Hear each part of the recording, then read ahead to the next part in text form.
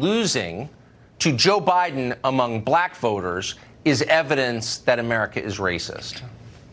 Tucker, thanks for having me on. First of all, man, that entire monologue was extremely disrespectful. And let me tell you why. We live in America right now. She's a politician. I get to disrespect her if I want. Unfortunately, as a person of color in this country, we have to work twice as hard, get twice as many credentials, only to be able to maybe be given an opportunity to work or play on a field where the goalposts are moved.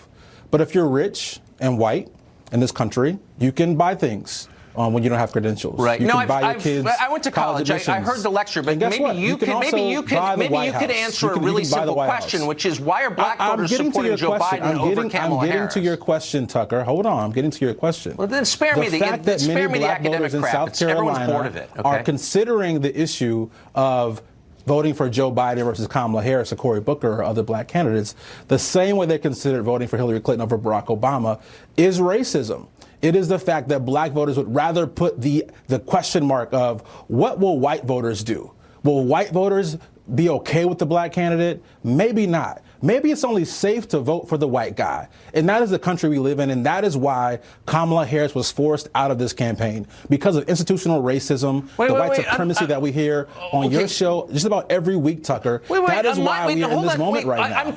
I'm sorry. When you're on my set, you're going to have to at least make points that logical people can understand. And I'm going to ask you to explain them. So far, you haven't managed to do that.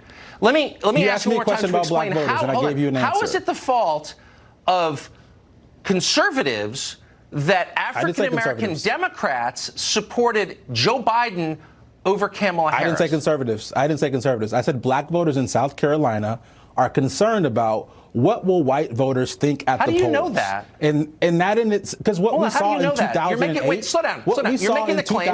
Where's that? Do you have evidence of this? What we saw in 2008 when white voters said, you know what?